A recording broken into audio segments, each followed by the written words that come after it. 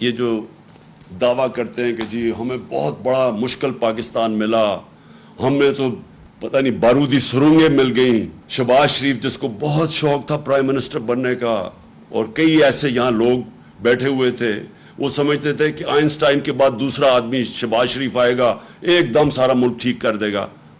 وہ سارا سب کو آج میں یہ کہہ رہا ہوں, یہ جو کہہ رہے ہیں کہ سارا کچھ ہمارے پہ ڈال رہے ہیں, میں آج آپ کو اسٹیٹکس سے بتاتا ہوں, فیکٹس اور فگرز سے, اعداد و شمار سے بتاتا ہوں کہ ہمیں کون سا پاکستان ملا تھا 2018 میں. یہ جو نون لیگ چھوڑ کے گئی تھی, ان کو کون سا پاکستان ملا تھا؟ یعنی ہم جب گئے تھے اپریل میں تو تب پاکستان کے کیا حالات تھے؟ یہ کہتے ہیں نا بہت برے حالات تھے.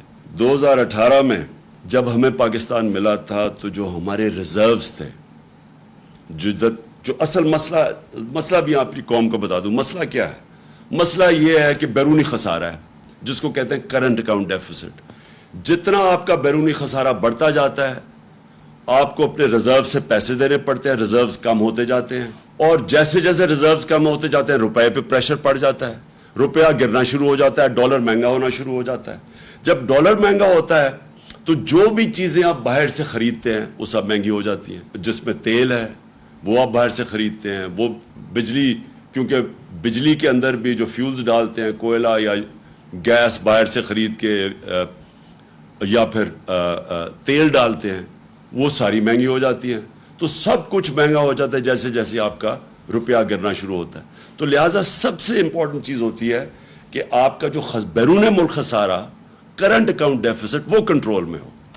اب یہ جب ہمیں ملا تھا پاکستان کی تاریخ کا سب سے بڑا بیرونی خسارہ تھا, 20 ارب ڈالر کا خسارہ تھا. ان کو یہ کہتے ہیں نا بڑا مشکل وقت ملا تھا.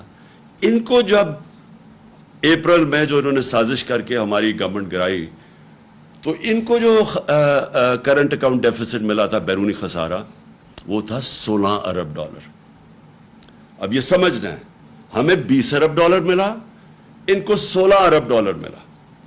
ہمیں جو ان کی ووٹ آف نو کانفیڈنس سے پہلے ہم نے کتنا ادھر سے, جدھر ہمارے ریزروز یہ جو چھوڑ کے گئے تھے 9.8 پہ, جب ووٹ آف نو کانفیڈنس انہوں نے درج کروایا, جس کی وجہ اس کے بعد سیاسی ہماری انسٹیبلٹی ہونی شروع ہو گئی, تو 16.2 ارب ڈالر کے ہمارے ریزروز تھے.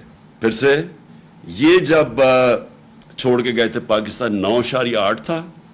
جو ہم چھوڑ کے گئے تھے, انہوں نے کہا نا بڑا مشکل پاکستان چھوڑ کے گئے, ہمارا ووٹ آف نو کانفیڈنس سے پہلے 16.2 ارب ڈالر کے ریزروز تھے. آج یہ آئی ایم ایف کا ڈیل بھی سائن کر بیٹھے ہیں, اور آج ریزروز ہیں 8.8 پہ. اس کے بعد آپ کا جب بیرونی خسارہ ہوتا ہے تو آپ کیسے وہ کم کرتے ہیں؟ اب کیسے کم کرتے ہیں؟